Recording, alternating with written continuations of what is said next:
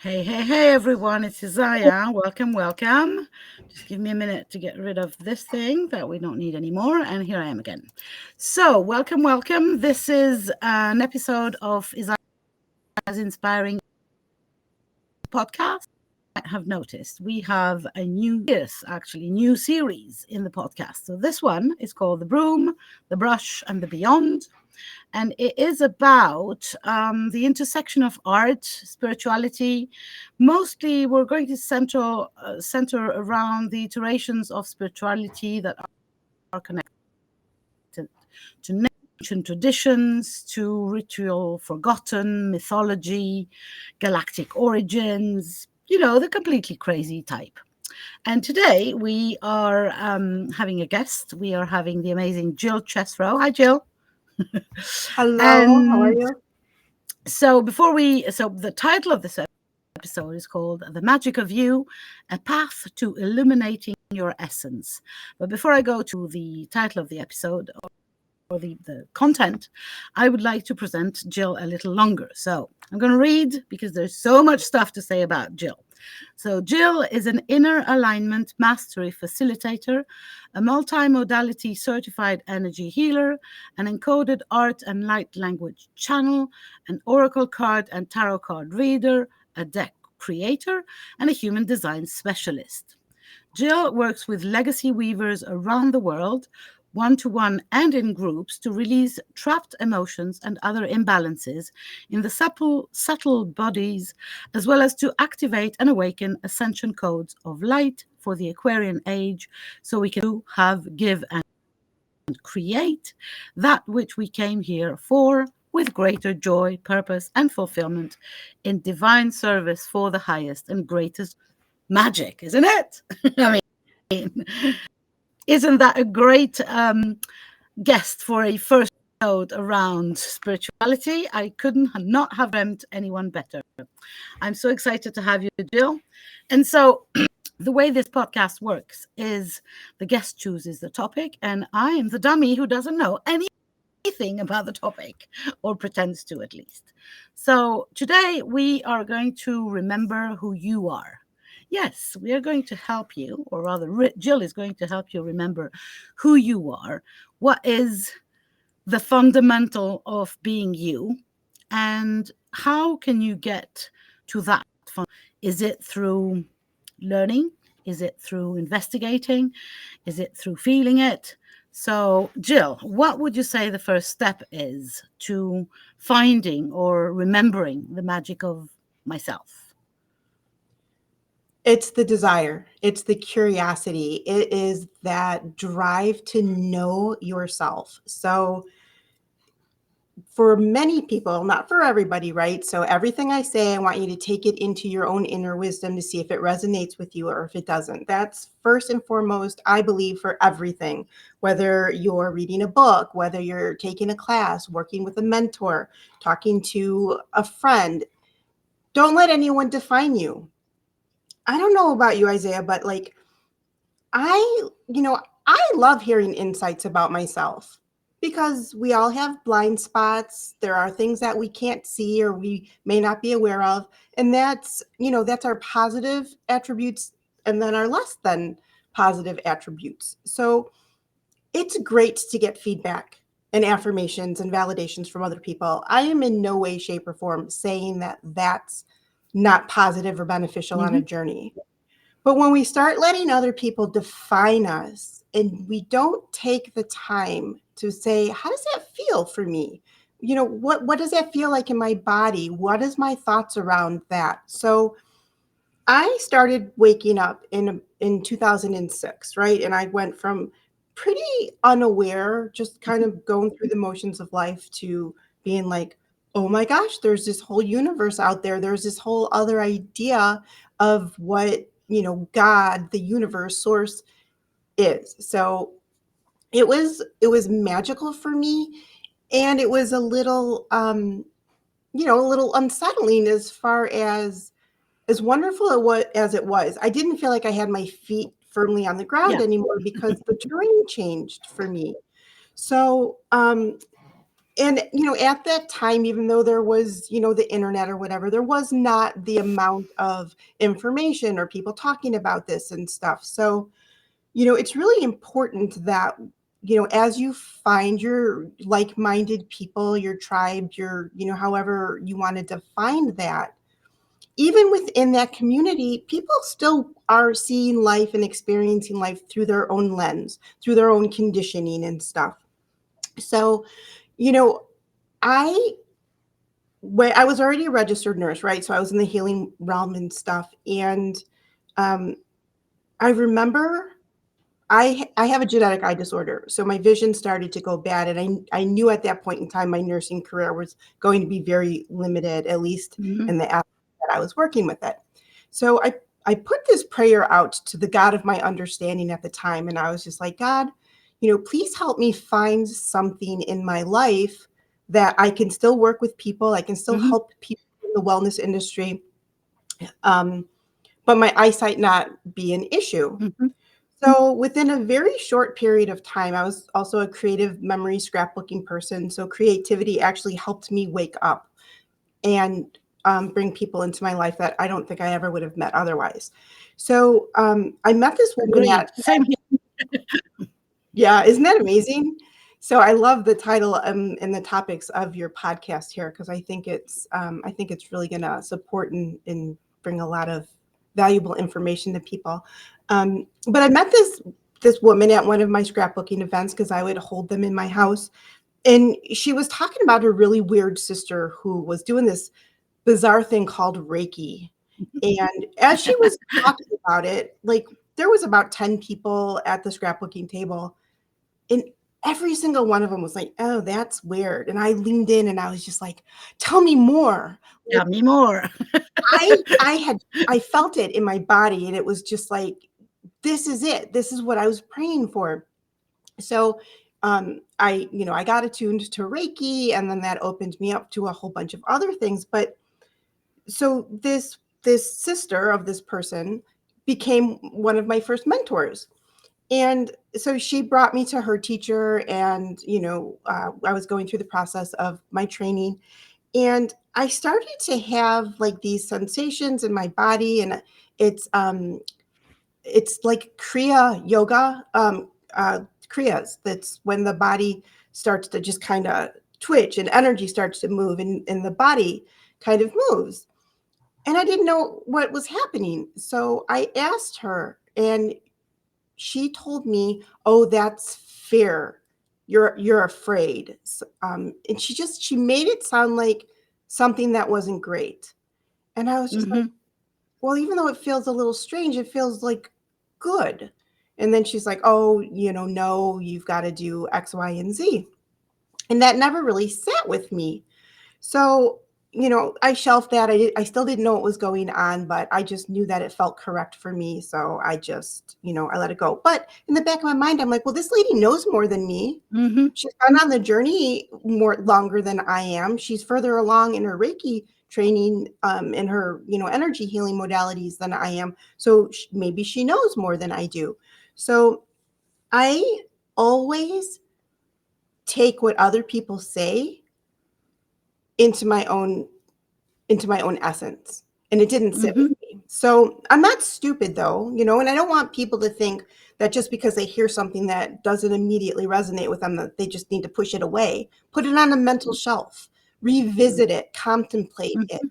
So um that's one of the things. And then another thing is I started doing like all these weird, not weird, but all these different hand positions. And at first I was just like, why, like, why am I just randomly going into these poses? And it was about a year later, I was at a Cryon summer conference event in Sedona, and a woman like 3 rows ahead of me was doing the exact same movements. I mean, like the exact same sequence in the middle of this conference. So during the break, I like scooched up there and I'm like, excuse me, can you tell me, like what you're doing? Because I do something similar and I just didn't know why. And she's like, oh, you're rebalancing your energy center. And then she started talking about her galactic origins and that this is one of the things that as a starseed that, she does to kind of help her integrate the higher dimensional frequencies and ground them into, her essence here on Earth. And I was just like, oh my gosh, that makes so much sense. So again, it resonated with me. But on people's journey, because Isaiah, correct me if I'm wrong, people that are listening to this are either just waking up, they've been on the journey for a while, and they maybe keep kind of dozing off a little bit and forgetting who and what they are on the journey. But it's nice to have that remembrance. So is that who your audience is? I'm guessing, I'm hoping actually, including people who are maybe finding Reikis as a bizarre thing, and that they can hear what you're saying, which is, I mean, very, very crucial, I think. It's that the first person you go and trust is yourself. And of course, it's when you're just waking up, it might be more difficult to trust those very tiny voices inside that say this is for me, or this is who I am, or yes, that makes sense for me. But I think this is the most, if I'm hearing you right, this is the most important time to actually do that. Because later on, when you've walked a few years and visited a few galaxies and come back and understood that, oh, this is bizarre, that's fine. It's easier to kind of trust. At the beginning, it's more difficult, maybe, and it's easier to forget and to get lost into what other people think that you should be or should react or feel. Yeah. Yeah. And I'm going to give another example, and I'm not going to use any names just because, I don't feel like that would serve. But, Reiki's one energetic healing modality, and then there are a lot of other ones. I don't personally believe there's an end all be all. This is like only energy modality that's going to help people. No, I feel like they, in fact, I started calling my sessions divine love frequency sessions because there's so many beautiful, amazing frequencies available to us on our journey. And, quite honestly, it doesn't have to be a name of a modality. But anyway, so I was trained in Reiki, and then I got trained in this other energy healing modality, which if, people think Reiki was weird, then this other one was like really out there. And the person who had brought this frequency through, I will say, it is a stronger frequency than Reiki. I'm not saying better, just stronger. And Reiki is considered a subset of this different modality. And that teacher was very specific in, you don't use crystals, you don't use tuning forks, you don't use anything else other than this frequency modality. That's it. You're connected to source. You bring this energy through, and that's it. And for a while, and again, I was just kind of waking up, and I dove in with all of me. I took that to heart. And yes, it makes sense. We are who we are. We channel what we channel. But Crystal started to talk to me, and other energy things like encoded art and tuning forks and all of that. And I was just like, oh, no, I can't do any of that because I just do this modality. And I did that for a couple of years. And so I was surrounded by people who also practice this modality. And they were very adamant about, you don't do anything else other than this. And as I tuned in more to my own true essence, my own inner knowing, it was like, no, if a crystal asks to come into a session, a crystal is going to benefit that person, or me if I was working on myself. So I slowly stepped more and more and more and trusted my own inner wisdom. And if there were any doubt, I'd ask people, hey, what do you think about this? Like intuitive people. Not that I, again, was going to just take everything they said verbatim, but it was just like, do you have any insight on this? And then I'd see, if it was resonant with them, and it affirmed what I was receiving as well. So you know what sorry, what that makes me think about languages. I happen to be talking 4 languages. I'm fully trilingual, but I speak and understand 4 or 5 languages. And it's like if I'd be told one day, no, you're only allowed to speak French. Well, I would not be talking to you at this minute. I would still be the intuitive artist who I am, but I would be kind of cut from all the English speaking world. Or if I was told, no, you're not only allowed to speak Greek, because I was born in Greece. So, and I think that it's about, the bilingual or the trilingual quality adds to who I am. It's not subtracting things, and I don't believe that it would make me more focused on if I only spoke one language and only interacted with the people with this modality, because language is kind of a modality. So I believe that, we can draw a parallel here with it's about getting different arrows to put in your bow. It's about having different languages, different ways to reach people, maybe sometimes, or even yourself, if you're working with yourself. I know that when I need to count, for instance, to do math, I will always do it in French because that's the one I learned at school. So maybe, if you need to reach one particular energy, you would always use a crystal. And then, or one particular person, you would only use that modal or this modal.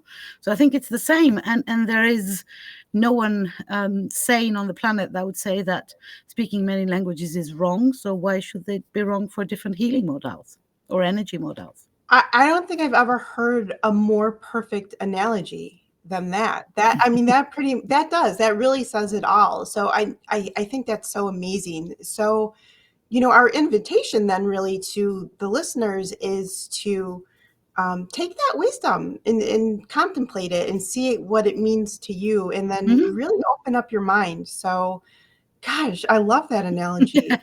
For me, but I've been studying languages. I taught languages for a while, and I still teach sometimes.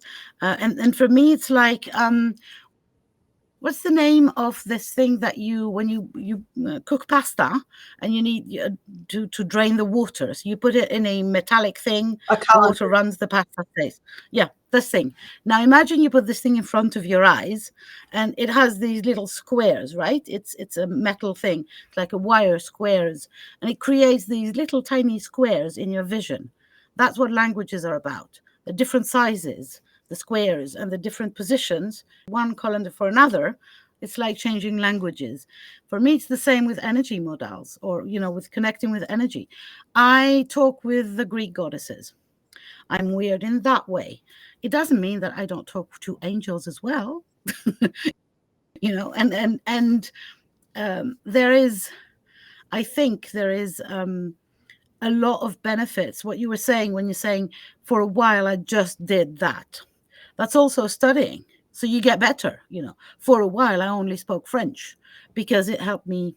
And now I speak English, and I listen to TV in English, and I read books in English because I want to maintain my level of English. But every day I speak French with my family and my friends here in France. So in order to get better at English, I have to study it. Like you had to study this particular modal. But once you get to a point where you are good at this modal, you understand it, and it fits with your body, and then you can mix and match.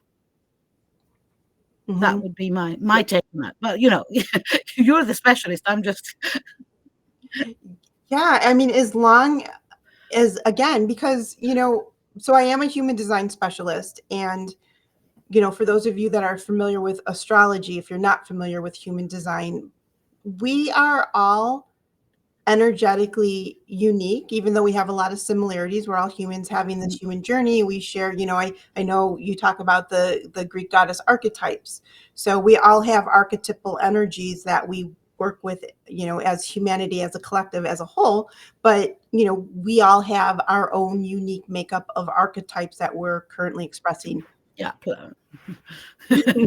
We have a digital, how do you say that? How do you call that? We have our DNA is unique, and the energetic DNA as well. Yes, a fingerprint. Is that what you're going to say? Yeah, fingerprint. Sorry, my English. Yeah, I was losing my words.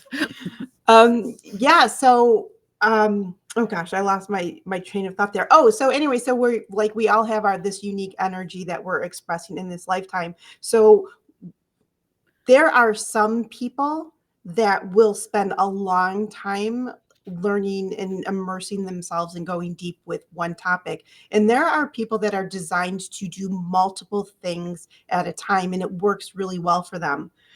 That's not a majority of the people. That's a unique makeup, and there is no right or wrong. So you need to tune into yourself and find what's correct for you, what feels correct for you. And as long as we're moving forward on our journey, right? Not that we're not going to have any pauses or any setbacks or anything, but for the most part, as long as we're moving forward, we're growing, we're evolving, we're expanding, then your way is your way, and there is no one right way. It's the magic of you. This life is the magic of us as individuals creating collectively together, that I believe for the highest and greatest good of all on this journey of awakening. And it's a beautiful, magical journey.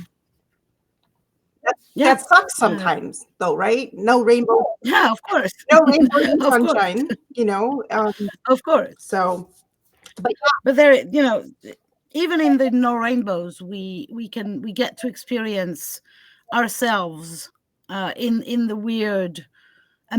weirdest, most amazing, crazy way. The more we listen.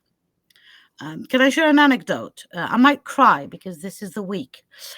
So a very dear friend passed away on Saturday, and I was driving back from somewhere on Sunday night, and it was dark.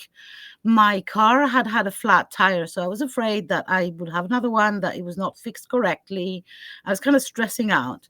I was driving through the dark, very dark countryside in France, where I live, and I was driving, and I didn't want to put any music. I want to hear that the car was doing okay. I was really kind of freaking out and concentrating on this.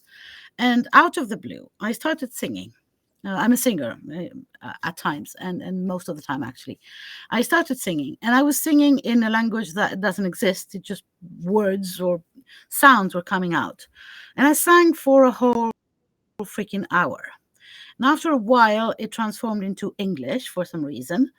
And it was really sad. The atmosphere of what I was singing was really sad and yeah, somber, I would say. And okay, so I reached home, and I felt like I was singing for my friend's passing. But it wasn't anything of conscious. I was really allowing this to happen almost outside of me. So yesterday I get to the funeral, and his wife decided that there was not going to be anyone talking because she couldn't handle it. And she just put some music. And the music she put was a sister. She's called Sister Mary Kerouz. She's from Lebanon. And she's singing in an ancient Arabic language that doesn't exist anymore. She's singing to Mary Magdalene and Mother Mary. She's very Christian, but the language sounds a little bit like Arabic. And I literally could hear myself there. I had no knowledge of this woman before. And it was like a reflection. It was like spooky, really spooky. And I reflected back on my singing, and immediately I remember that the first thing was that you're being ridiculous, Isaya. Just stop that, But I couldn't stop. I gave myself permission to allow this thing that I did not understand, but that felt right. That felt that this was what I was supposed to do. And then the next day I hear this woman on the record doing the exact same thing. It was like, oh, fuck.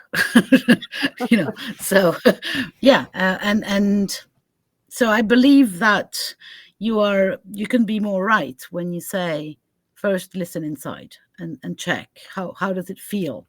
And it's not what do I think about, because I was judging myself with my head there, but it felt so right that I did not care about my own self-judgment there, and I kept doing, and that felt really right. So yeah, I think that for me that was the check if it feels right. That's where I know. That's beautiful. That's a beautiful story. I'm sorry, I'm sorry for your friend and her loss and That's life. stuff. But yeah, no, that is absolutely perfect. So, that concept of giving yourself permission to do what feels right. I'm not talking about, I'm assuming the people listening to this are, have a level of awareness that you're not doing something that causes harm to somebody. And just because it feels right to you, that's okay to do Yeah, that, right? no. Let's be clear, very clear. If anyone listens to this and thinks that this is a permission given to harm anything, dead or alive, any animal, any other human being, or even themselves, no. No. Yeah, right. Great disclaimer. So, we're talking about stuff that benefits everybody on this journey. So, giving that permission, we often seek outside of ourselves for permission. And that goes back to kind of how I started this is there's nothing wrong with asking other people or getting insight from other people because it can be beneficial to us. But if we're constantly giving our power away to other people or looking for outside validation, whether it is through a mentor or not, and I am all for having people and teachers in our lives to help us grow and expand and evolve. And at the same time, we have a universal support team available to us in the unseen world. Our higher self, God, Goddess, the universe, whatever, that just because we can't see it does not mean that loving energy can't be a mentor to us. There's 8 goddesses you work with. Is that true? Mostly, these are the ones that I work with my clients with, but I work with, I communicate a lot. There's a lot of ladies over there. and they're mentors to you. Yes. So absolutely. I do get a tiny bit, this is my own stuff. So first I'm going to own my own stuff. I do get a little agitated when people are like, well, you need a mentor. You need somebody that's already been there and done what it is that you're being called to do in order for you to do it. And I don't know that that's always true for people. And I think that there's damage in there. So I believe that the first damage is if you always do what you've always done, you will always get what you've always got. So basically, if we only repeat whatever mentors are teaching us and we never own it for ourselves, rebuild, for me like awakening or working on oneself, it's like a Lego thing. We get the blocks, but then you build your own thing, right? If we only rebuild the thing that came in the box with, then it becomes stale very quick, I think. And we'll just be repeating whatever our ancestors did.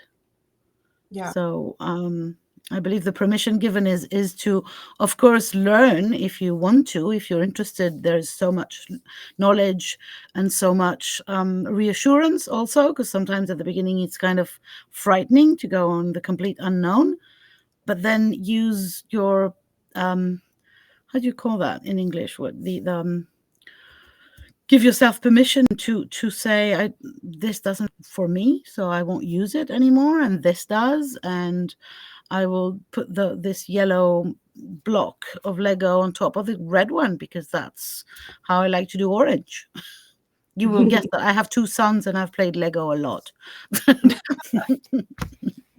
Yeah, my grandson has the large Legos right now, so his daddy can't wait for him to Legos. So that's fun. That's a fun. But I think it's about giving oneself permission to build up. Well, this is what we are asking for when we say that we don't want to be following a religion, but we want to be spiritual. Spiritual is I make my own mixture at the end of it, of the things that are relevant to me, and I will use them to help other people and myself. But it's very reassuring, I'm guessing, for people to kind of do the same thing and follow the one path. We've been doing that for millennia, for heaven's sake. But that might be the issue, isn't it?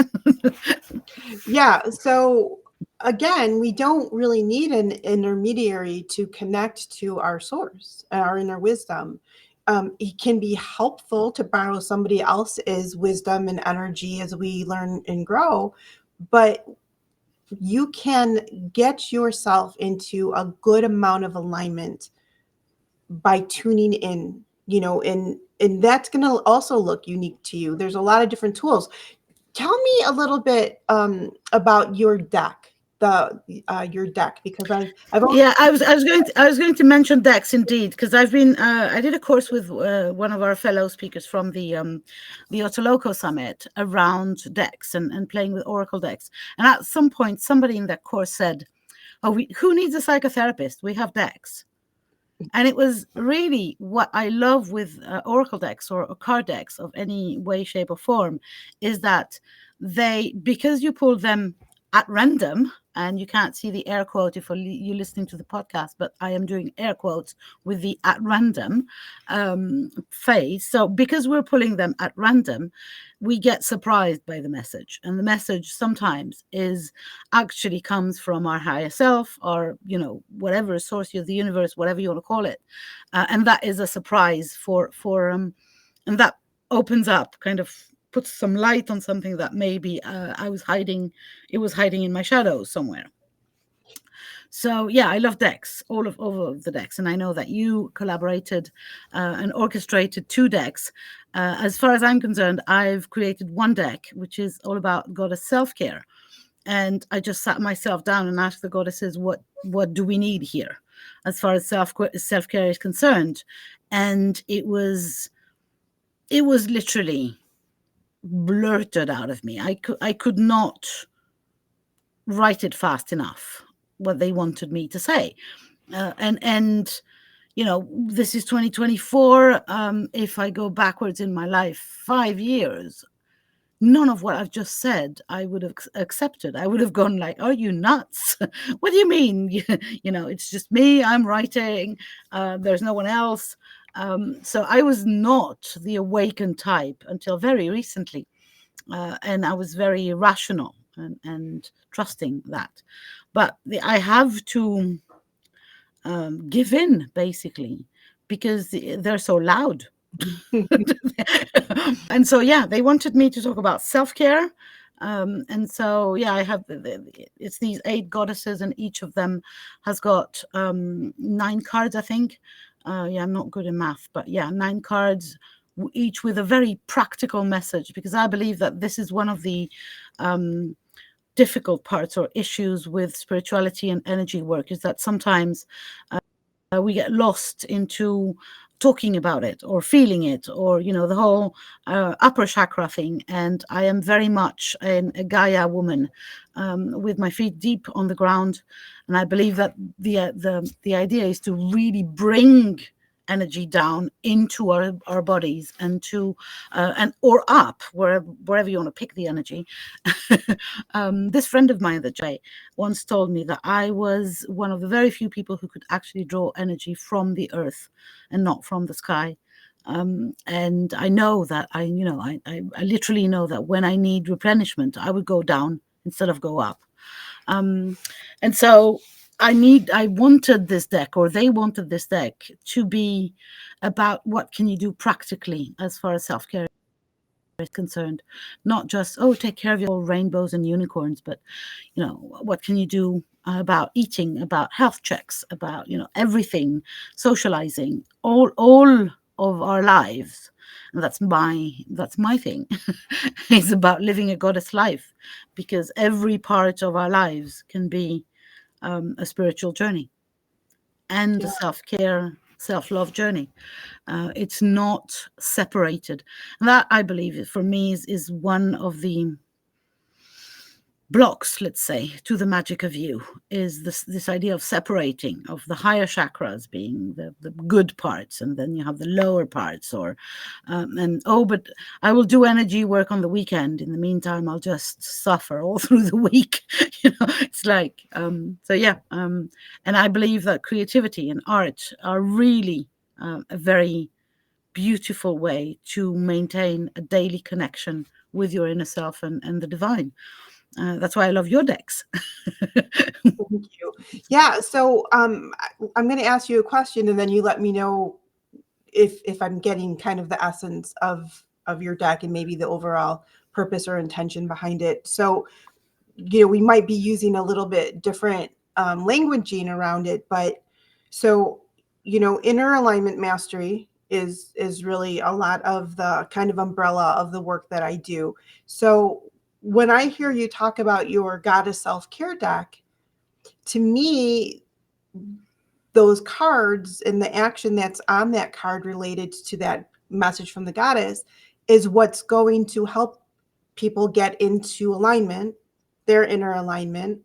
And when they're in their inner alignment, then that's when, they're more connected to their higher self, and they can receive the energy, light, and information and messages that are coming through for them. Does that, is that exactly as you were saying, a different language but same ideas? I believe that basically there are not so many ideas actually. It's kind of, but that's the cool part, is that, as you were saying, we're each individuals and very unique in our way to connect, understand, and transmit this knowledge and this help that we can provide to the world, and other people will relate to me or you or the listener because of their specific language, way of talking, energy, and etc. And that's the beauty of it, because we, when you say inner alignment, at first I'm like, what language is that? And then you explain, and I go, oh yeah, of course, it's the same thing. That's what I call living a goddess life, basically. So so your card deck, there are so many tools to this inner alignment mastery, and in embracing and embodying the magic of you in this lifetime. So, what are those? They're going to look a little bit different for people, and you're going to pick or choose. If you have Isaya's deck, you're going to, possibly, if you're called to choose a card and say, all right, this is the message that I'm supposed to be aware of right now, or will benefit me from being aware of right now, and then take the action that is associated with the deck. Do you have a deck handy? Can you pull us a card right now? Yeah, sure. Sure, I can. Right. Yeah. So let's just ask. So we're talking about the magic of you in, expressing your full essence in this lifetime, and empowerment, and this wonderful, juicy topic. So what wisdom is available for us to be aware of to help us embrace and embody the magic of us right here, right now? Sorry, I have to laugh, of course. It says sing. What is it? Sing. Oh, it's about singing. So what I said previously, it's a Demeter card, so it's a creativity card, and it's about singing. can you read it? Sing. Using your voice to sing opens up both the throat and heart chakra.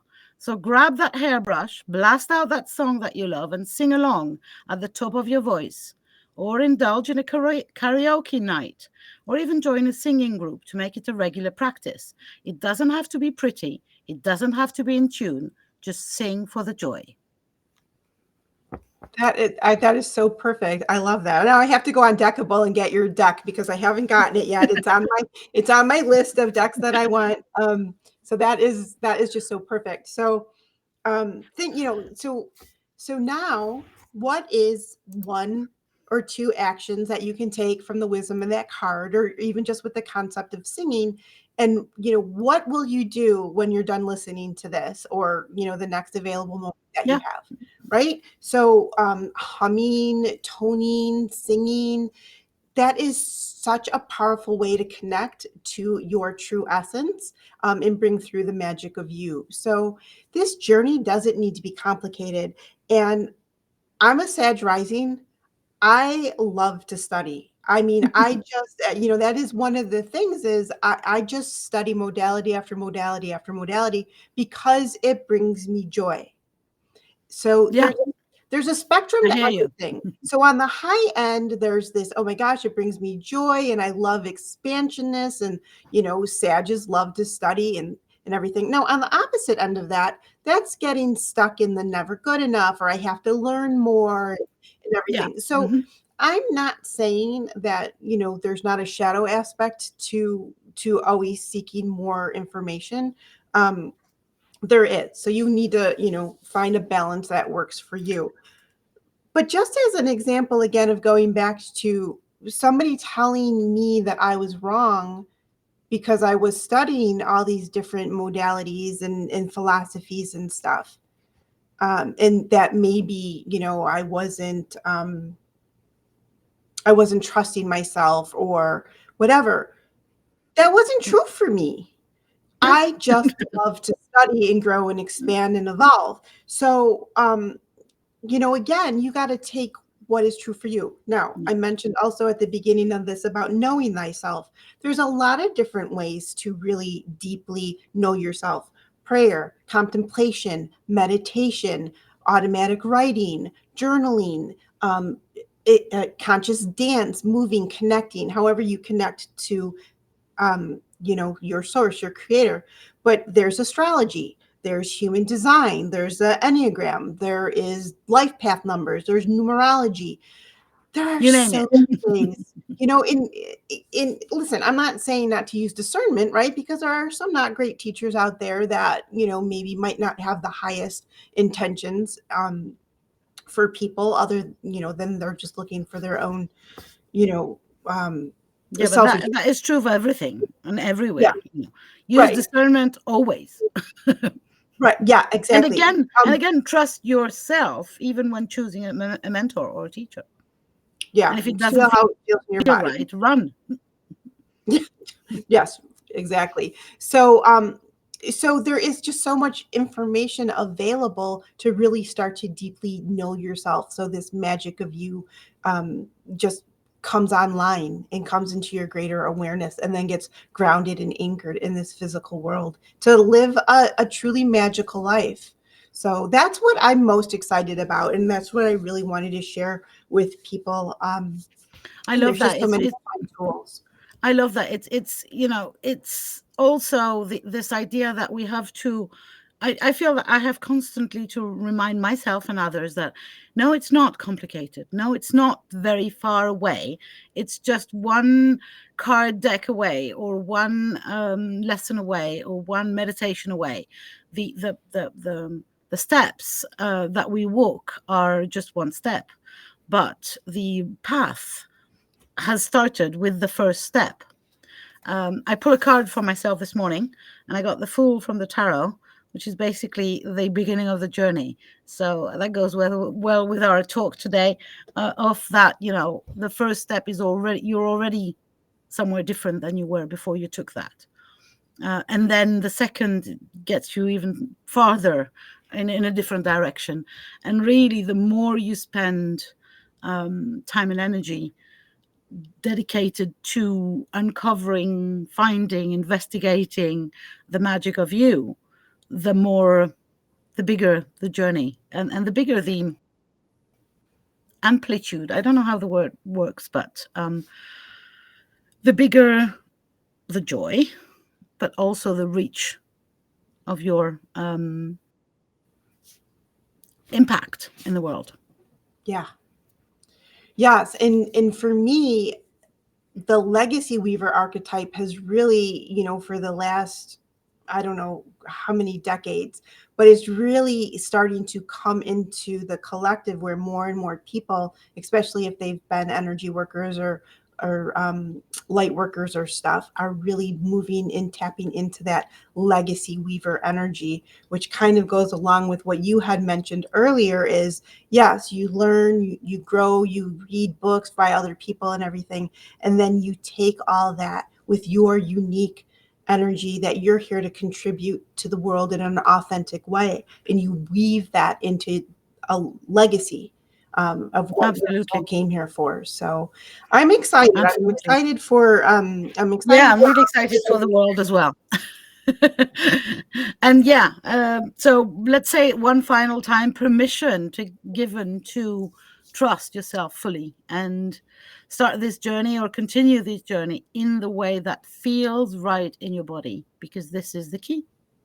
Absolutely. Thank you for having me. Thank you very, very much for being here. That was a lovely start for this series of the Broom, the Brush, and the Beyond. There's going to be more episodes to come, and we might see more of you in the next future, because I'm doing quite a few things this year where I would love to have you again. So thank you very much for being here. You guys can find everything about Jill, what she does, and where to find her the beautiful decks that she coordinated and created, the rest of her amazing offers, either below or above the video, depending on, or the audio, depending on where you're watching or listening to this. And yeah, go and investigate Jill. She is amazing. I just wanted to finish by saying that I don't precisely remember how you came into my world, but I'm so grateful to whoever introduced us. Thank you very, very much. Fiona Morris. Thank you, Fiona. Oh, yeah. Awesome. Hey, Isaiah, can I put you on the spot for 1 second? Sure. So I created some encoded art for you that I'll be sending you. Can I show the audience? This is a sure, absolutely. So, oh my goodness, where'd it go? Okay. Absolutely. Just, people listening to the podcast, you will not see that. Oh, that's right. You'll have to go on the YouTube channel, my YouTube channel, to see it. Ooh, I love it. So I created this for you, and we'll talk about it later. But so one of the things we didn't really dive into was the creativity and using the brush and creativity for connection and alignment. But I trust that with future speakers, you will be talking about that, because it is huge. There's going to be quite a few artists coming to talk about the magic of the brush when it comes intermingled with that of the beyond. But we know there's so many episodes to come. Thank you very much for having us, and catch you on the next episode. Thanks again, Jill. Bye for now. Bye.